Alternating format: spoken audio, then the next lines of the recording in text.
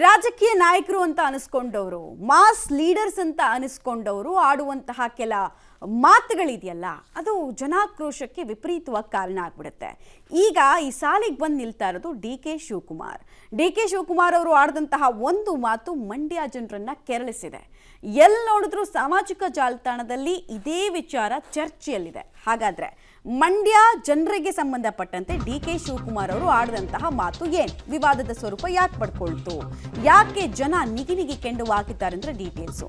ಮಂಡ್ಯದವರು ಛತ್ರಿಗಳು ಅಂತ D K Shivakumar ಅವರು ತಮ್ಮ ಭಾಷಣದ ಸಂದರ್ಭದಲ್ಲಿ ಹೇಳಿದಂತಹ ವಿಚಾರ ಇದೆಯಲ್ಲ, ಇದು ಮಂಡ್ಯ ಜನರನ್ನ ಸಿಟ್ಟಾಗಿಸ್ತಾ ಇದೆ.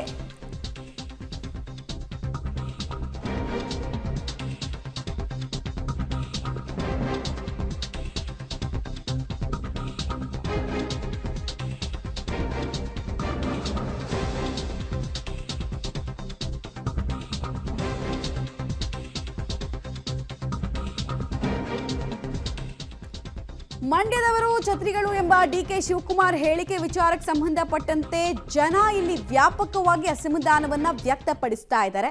ಸೋಷಿಯಲ್ ಮೀಡಿಯಾದಲ್ಲಿ ಡಿ ಕೆ ಶಿವಕುಮಾರ್ ವಿರುದ್ಧ ತಮ್ಮ ಸಿಟ್ಟನ್ನ ಪ್ರದರ್ಶಿಸ್ತಾ ಇದ್ದಾರೆ. ಮಂಡ್ಯದ ಮಂದಿಗೆ ಡಿ ಕೆ ಶಿವಕುಮಾರ್ ಅವಮಾನ ಮಾಡಿದ್ದಾರೆ, ಇದು ಅವಮಾನ ಅಲ್ಲದೆ ಇನ್ನೇನು ಅಂತ ಅವ್ರ ಪ್ರಶ್ನೆ. ಮಂಡ್ಯದ ಜನರ ಭಿಕ್ಷೆಯಿಂದ ಕಾಂಗ್ರೆಸ್ಗೆ ಅಧಿಕಾರ ಸಿಕ್ಕಿದೆ, ತಕ್ಷಣವೇ ಮಂಡ್ಯ ಜನರ ಕ್ಷಮೆಯನ್ನ ಕೇಳಬೇಕು ಅಂತ ಆಗ್ರಹಿಸ್ತಾ ಇದ್ದಾರೆ.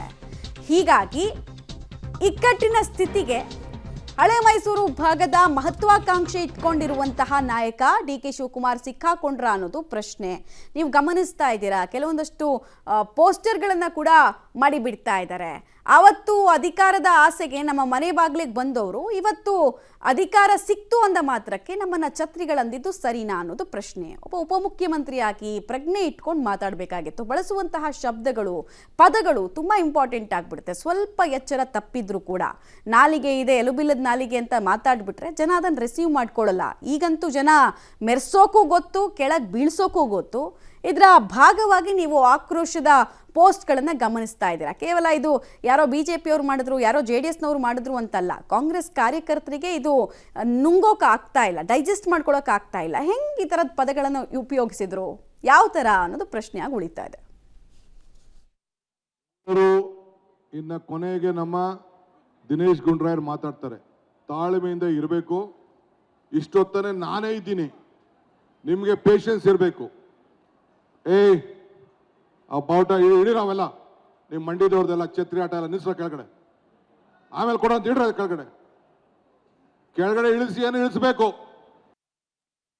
ಎಲ್ಲರೂ ಇನ್ನು ಕೊನೆಗೆ ನಮ್ಮ ದಿನೇಶ್ ಗುಂಡ್ರಾಯರ್ ಮಾತಾಡ್ತಾರೆ, ತಾಳ್ಮೆಯಿಂದ ಇರಬೇಕು, ಇಷ್ಟೊತ್ತನೇ ನಾನೇ ಇದ್ದೀನಿ, ನಿಮಗೆ ಪೇಷನ್ಸ್ ಇರಬೇಕು.